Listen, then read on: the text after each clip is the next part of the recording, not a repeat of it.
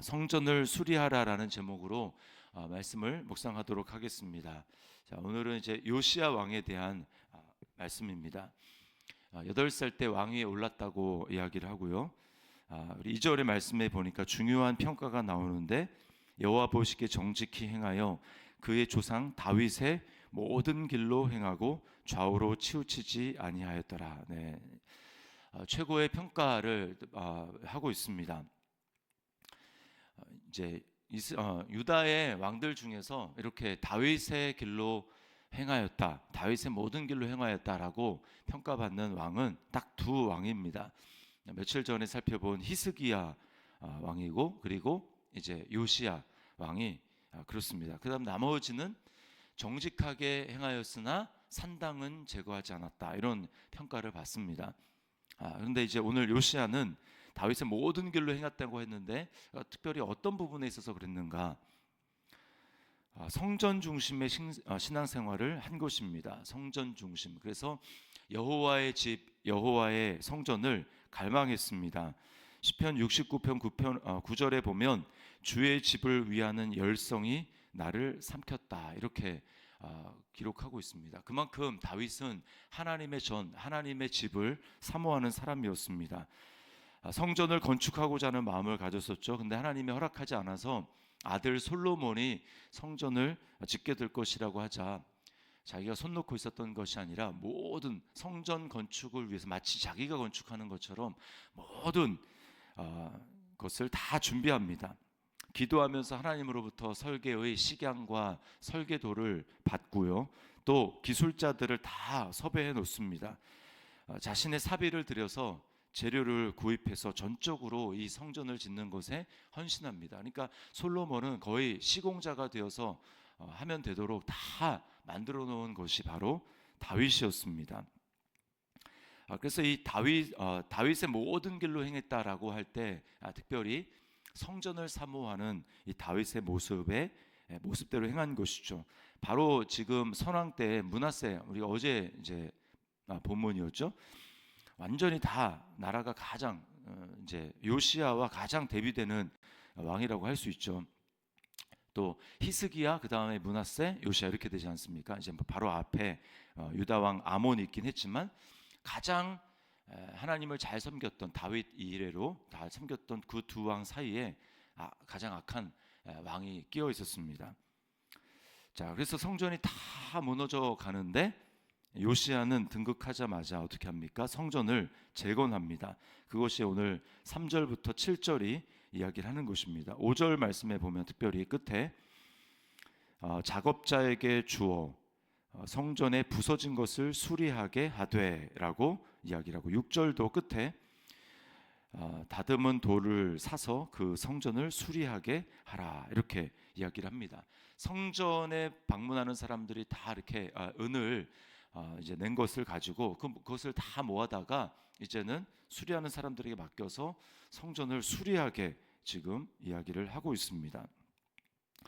성전의 기능은 딱 두 가지입니다. 하나는 그곳에 하나님이 계신다라고 하나님의 임재고요, 또 하나는 그곳에서 하나님께 예배가 드려진다라고 하는 것입니다. 그래서 다윗은 예루살렘에 이제 헤브론에서 왕을 등극한 다음에 7년이 마친 다음에 예루살렘으로 가서 남은 이제 한 33년의 왕의 임기를 마치게 되는데, 그곳에서 다윗 왕이 했던 것은 뭐냐면 궁궐을 짓고 거기서 거할 뿐만 아니라 이제 여호와의 임재를 상징하는 교회, 하나님의 교회, 법궤를 이제 예루살렘으로 올립니다. 사실은 법궤는 성막에 있어야 되고 성전이 있는 곳에 지성소에 있어야 될 것인데, 다윗은 하나님을 너무나 사모했기 때문에 법궤만 따로 이제 그 예루살렘으로 올려서 궁궐 옆에 장막을 치고 거기서 그 여호와의 궤를 두고 하나님의 얼굴을 구하는, 하나님을 정말 추구하는 그런 삶을 살았습니다.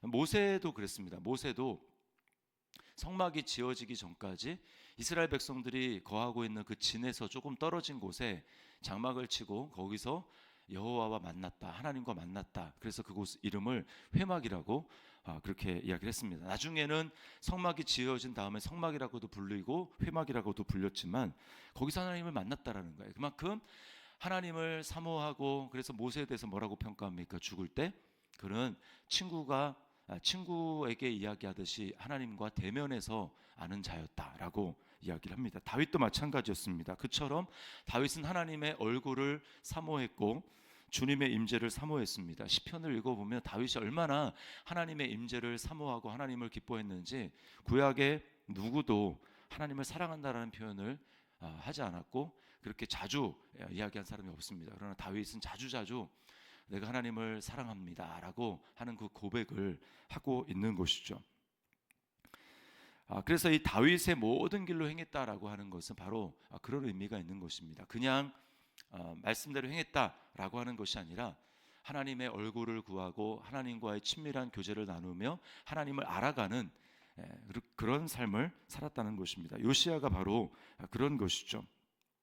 그런데 하나님을 하나님으로 제대로 알고 하나님의 임재 가운데 섬기며 나아가고 그렇게 예배하기 위해서 반드시 필요한 게 뭐냐면 바로 말씀입니다. 말씀이 삶 가운데 있을 때 그 예배가 예배다워지고 하나님과의 교제가 참된 교제가 되는 것입니다. 오늘 말씀의 회복을 보여주고 있습니다. 그게 8절부터 11절인데 8절에 보면 대제사장 hil기야가 성전에서 율법책을 발견하게 됩니다. 그러니까 바로 위에 이제 선왕 때에 아몬이 이제 한 몇 년을 다스리죠. 2년을 다스리고 므낫세가 55년을 다스리니까 거의 한 57년 동안 율법이 있었으나 율법이 하나님 말씀이 제대로 선포되지 못하고 말씀이 말씀되지 못하는 그런 이제 아주 암울한 흑암과 같은 삶이 있었습니다. 말씀대로 드려지지 않는 예배는 예배가 될 수 없습니다. 그런 예배와 기도는 하나님이 보셨을 때 가증히 여기는 것입니다. 그래서 잠언 28장 9절 말씀에 보면 사람이 귀를 돌려 율법을 듣지 아니하면 그의 기도도 가증하니라. 그의 기도도 가증하다. 다른 말로 하면 그의 예배도 가증하다. 율법의 말씀에서 귀를 돌려서 하면 입술로 아무리 하나님을 사랑한다 말한다 할지라도 하나님이 그런 예배와 기도를 가증히 여기고 받지 않는다고 하는 것이죠. 그래서 반드시 성전이 성전되고 예배가 예배로 회복이 되고 하나님의 임재와 친밀함의 교제가 회복이 되기 위해서는 말씀의 회복이 반드시 있어야 합니다. 말씀의 회복이라는 말은 다른 말로 얘기하면 하나님의 주권의 회복입니다. 내 생각대로 내 감정대로 또 내 주장하고 싶은 대로 살아가는 삶이 아니라 말씀의 회복은 오직 하나님의 주권을 인정하며 그 앞에 내가 엎드리는 것입니다. 그 앞에 내 생각을 내려놓는 것입니다. 나의 고집을 내려놓는 것입니다.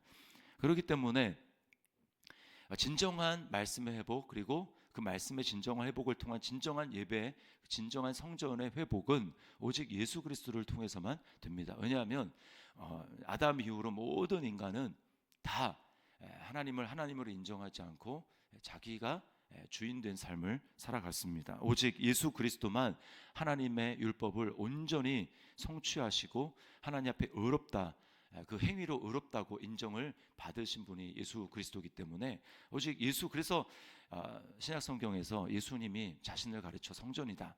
그리고 제자들도 예수님이 바로 성전이라는 것을 이제 알게 된 것이죠.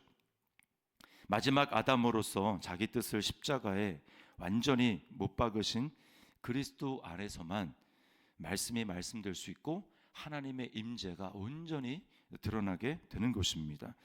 그러므로 예수님은 성전이 되시고 그 성전 되신 예수 그리스도의 육체에 하나님께서는 성령을 충만하게 물 붓듯 성령을 한량없이 부어주셔서 예수 그리스도를 통해서 영광을 받으신 것입니다. 이제 그리스도인은 예수 그리스도를 믿음으로 말미암아 그리스도와 연합한 자가 되었습니다. 그러므로 예수 그리스도를 믿는 성도 한 사람 한 사람을 성전이다 이렇게 말하고 그런 성도들이 성령을 받은 성도들이 모인 그 모임을 이제 하나님의 임재가 있는 두세 사람이 내 이름으로 모인 곳에는 나도 그들 중에 있느니라 라고 말씀하신 성전이 되는 것입니다. 교회가 성전이 되는 것이죠. 그런 성도들의 모임이 성전이 되는 것입니다. 성전으로서 이제 우리의 삶은 어떻게 살아가야 됩니까? 오늘 요시야가 하나님 앞에 했던 것처럼 말씀 앞에서 자신을 돌아보며 말씀 앞에 자신을 비추어 내 삶이 말씀에서 벗어난 삶이 있다면 돌이켜서 회개하고 그리고 날마다 성령님의 인도함을 받아야 합니다. 오늘 말씀 앞에 자신을 찢을 뿐만 아니라 자신의 옷을 찢을 뿐만 아니라 그 말씀에 대해서 여선지자 이제 훌다에게 보내서 물어보죠. 이제 하나님의 지금 뜻이 어떤 것인가 물어보지 않습니까? 이것은 성령님을 상징하는 것입니다. 여선지자 훌다가 보내서 본 그 율법책의 말씀을 바로 해석해서 하나님의 마음이 어떤지 하나님의 뜻이 어떤지를 보여주는 것은 바로 우리가 말씀을 말씀되게 하고 말씀을 조명하시는 성령님의 역할을 상징하는 것입니다. 그래서 우리는 날마다 말씀과 성령님의 인도하심을 따라서 내 안에 살아계시는 예수 그리스도, 내 안에 살아계시는 그리스도 영이신 성령님의 인도하심을 날마다 구하고 주님, 내가 이제 성전이 되었는데 나를 통해 하나님의 임재가 충만하게 나타나시고 그래서 그 주님과 교제하고 그리고 예수님이 하셨듯이 요한복음 14장 21절에 나의 계명을 지키는 자라야 나를 사랑하는 자니 나를 사랑하는 자는 내 아버지께 사랑을 받을 것이요 나도 그를 사랑하여 그에게 나를 나타내리라. 이것이 바로 성전입니다. 예수 그리스도가 나타나고 하나님이 그의 삶 가운데 나타나고 드러나시는 임재가 있는 그 삶은 이제는 날마다 말씀 중심의 그리스도 중심의 삶을 살아가며 내 뜻을 내려놓고 하나님 말씀에 순종하는 그런 삶, 그리고 성령 하나님의 인도하심을 따라 살아가는 삶, 그것이 바로 성전된 성전으로서 하나님의 영광을 드러내는 삶이고 그런 삶이 로마서 12장 1절과 2절에 자기 삶을 이제는 산 제물로 하나님 앞에 드리는 그러한 삶인 것입니다. 이것이 바로 성전된 그리스도인을 향한 성도들을 향한 하나님의 뜻인 것입니다.